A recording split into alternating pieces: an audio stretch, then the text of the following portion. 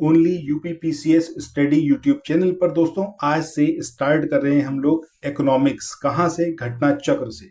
और ये घटना चक्र का ओरिजिनल पीडीएफ बिल्कुल नहीं है, लेकिन घटना चक्र में दिए गए चैप्टर नोट्स और जितने एमसीक्यू दिए गए हैं, हर एक एमसीक्यू से सारे डिस्क्रिप्शन को अरेंज करके बहुत ही अच्छी तरीके से ये पूरा समरी पीडीएफ बनाया गया है। ठीक है, तो इसके थ्रू हम कवर अप करेंगे घटना चक्र की इकोनॉमी को।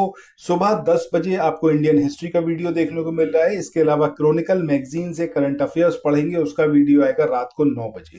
सो डेली बेस पर आपको ये सारे वीडियोस मिलेंगे। चैनल के साथ जुड़ जाइए।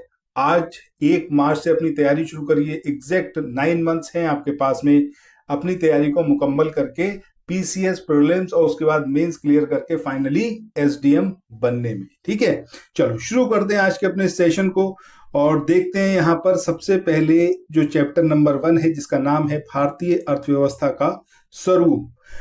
इसमें सबसे पहले हम बात करेंगे अर्थशास्त्र के जनक की। अर्थशास्त्र के जनक ये किसको बोला जाता है? एडम स्मिथ को बोला जाता है अर्थशास्त्र का जनक। ठीक है, बेहद इंपॉर्टेंट है, सेवरल टाइम्स पूछा गया है।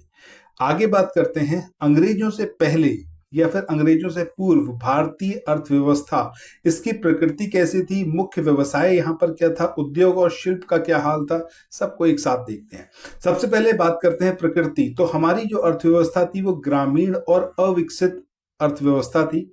गांव एक पृथक यानी कि स्वतंत्र इकाई के रूप में कार्य करता था और व्यवसाय जो होते थे वंशानुगत होते थे। इसका मतलब क्या है कि कोई किसान है, उसका लड़का आगे जाके वही ऑक्यूपेशन ऑक्युपाई करेगा, यानी कि वो भी फार्मिंग में ही शामिल होगा। सो एक वंश के बाद दूसरा वंश, दूसरे के बाद तीसरा वंश। आप देखो तो यहाँ पर जो अर्थव्यवस्था थी वो कैसी थी? वंशानुगत थी, यानी कि एक मतलब एक पीढ़ी से दूसरी पीढ़ी तक चीजों का यहाँ पर मतलब शिफ्ट हो जाता था कि वो एक पीढ़ी अभी जो किसानी कर रही है, अगली पीढ़ी भी किसानी करेगी, उसके बाद भी वो किसानी करेगी। तो उनका मुख्य व्यवसाय क्या था, इसको देख लेते हैं। उस टाइम पर अंग्रेजों से पहले एग्रीकल्चर ये हमारे यहाँ का मेन व्यवसाय था, मेन बिजनेस था। इसके अलावा उद्योग उद्योग जो थे वो भी काफी उन्नत अवस्था में थे। नेक्स्ट यहाँ पर बात करते हैं उद्योग और शिल्प की। सो रेशमी और सूती कपड़े ये दुनिया में सबसे अच्छे हमारे यहाँ प्रोड्यूस किए जाते थे। संगमरमर का कार्य हमारे यहाँ होता था, नक्काशी बेहतरीन होती थी। और जितने भी आप मॉन्यूमेंट्स देखोगे आप उसके अंदर ये सारी चीजें देख सकते हो। नक्काशी हो गई, सोने चांदी के आभूषण उस टाइम के जो राजा महाराजा जो पहनते थे, दुनिया में शायद ही कहीं ऐसे पहने जाते हो। पत्थर पर तराशी करने का काम, मतलब मॉन्यूमेंट्स देख लो, आपको समझ में आ जाएगा क्या बेहतरीन उस समय शिल्प कार्य हमारे यहाँ होता था। आगे बात करें निर्यात की, हम क्या निर्यात करते थे? तो ऑब्वियस सी बात है, रेशमी और सूती कपड़े जो दुनिया में सबसे बेहतरीन हमारे यहाँ थे, सो हम इसी का निर्यात करेंगे। ठीक है, नील को हम एक्सपोर्ट करते थे, अफीम को एक्सपोर्ट करते थे, मसाले दुनिया भर में फेमस है हिंदुस्तान के, सो इनको यहाँ से हम भेजते थे बाहर के देशों में। आभूषण और शिल्प कला के जो उत्पाद थे इनको भी दुनिया भर में उस समय बेचा जाता था। ऐतिहासिक स्थिति की बात करें तो 17वीं और 18वीं शताब्दियों तक परंपरागत रूप से जो है ये गतिमान रहा था, यानी कि ये सारी चीजें जो थी ये ऐसे ही परंपरा के हिसाब से चलती चली रही। इसके बाद आगे बात करते हैं कि अंग्रेजों के आने के उपरांत भारतीय अर्थव्यवस्था का क्या स्वरूप हुआ, क्या उसके अंदर चेंजेस आए। अब भारतीय अर्थव्यवस्था पिछड़ने लगी थी क्योंकि अंग्रेजों ने यहाँ पर दोहन शुरू कर दिया था। यहाँ का माल ले आके वो इंग्लैंड ले जाते थे और इंग्लैंड में जो यहाँ से ले गए रॉ मटेरियल होता था उसको और रिफाइन करके यहीं पर आके फाइनल प्रोडक्ट बेचते थे और इस तरीके से वो पैसे का यहाँ पर ड्रेन आउट करते थे। ठीक है, अल्प विकसित हो गई अर्थव्यवस्था, गतिहीन हो गई, सुस्त पड़ गई। ठीक है, किसानों से जबरन वसूली करना, ये सारी चीजें अंग्रेज किया करते थे और धीरे धीरे उसका इम्पैक्ट ये हुआ कि हमारी जो अर्थव्यवस्था बहुत उन्नत थी। ठीक है, अंग्रेजों के आने से पहले काफी अच्छी थी, लोग खुश थे, सबके पास पर्याप्त भोजन था, मतलब लोग आराम से चैन सुकून से जी रहे थे। लेकिन उसके बाद वो स्थिति नहीं रही। सो किसी देश को तेजी से विकास करने के लिए कौन कौन सी आवश्यकता पड़ती है? सबसे पहली बात पावर। आज की डेट में देखो दुनिया भर में तेल के लिए कोहराम मचा पड़ा है। आप देखो तो यूएसए लगातार ऐसी कंट्रीज को टारगेट करता है जहां पर तेल के सोर्सेज हैं, जैसे कि कुवैत हो गया।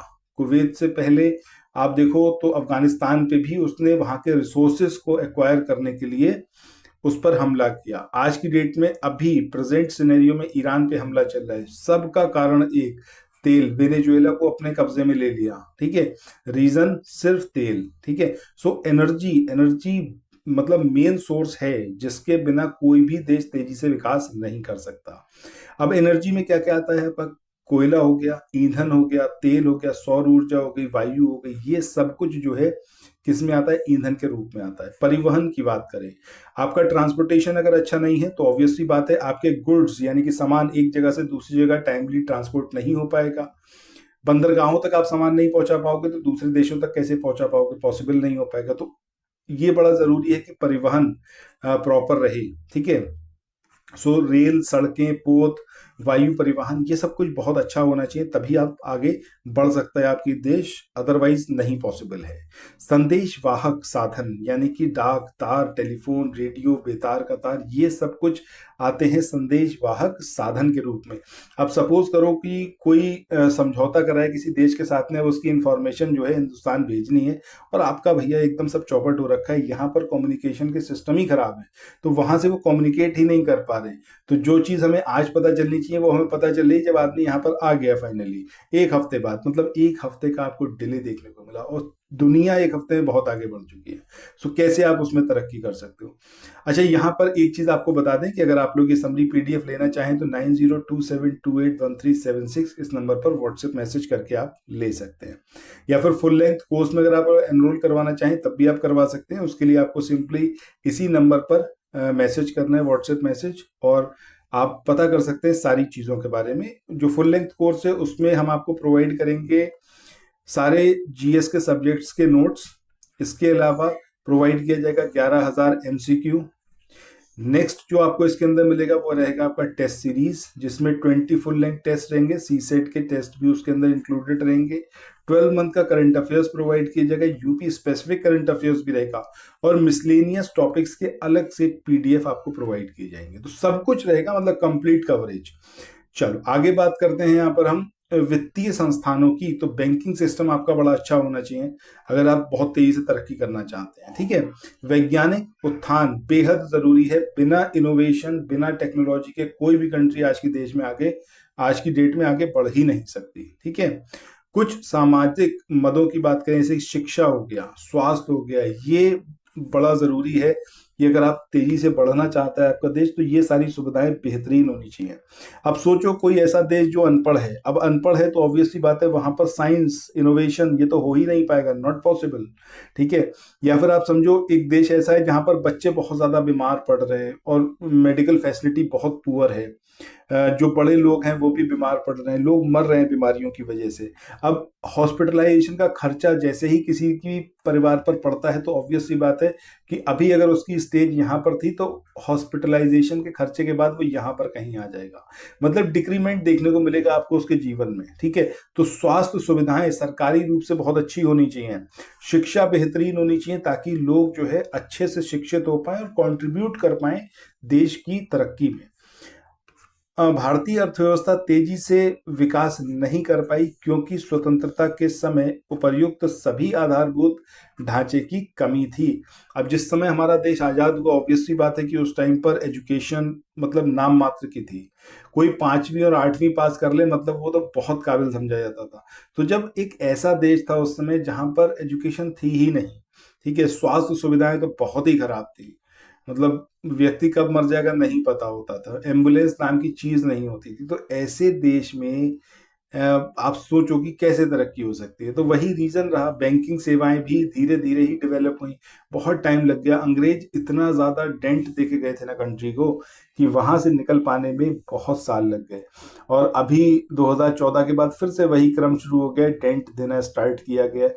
देखते हैं कहाँ पर चीजें रुकती हैं। बहरहाल आज के इस सेशन को यहीं पर एंड करते हैं, मिलते हैं नेक्स्ट वीडियो में जिसमें हम लोग भारतीय अर्थव्यवस्था नियोजन काल में यहाँ से स्टार्ट करेंगे और सारे इंपॉर्टेंट एस्पेक्ट इसके कवर अप करते हुए चलेंगे। सो थैंक्स फॉर वॉचिंग, मिलते हैं नेक्स्ट वीडियो में, बाय बाय।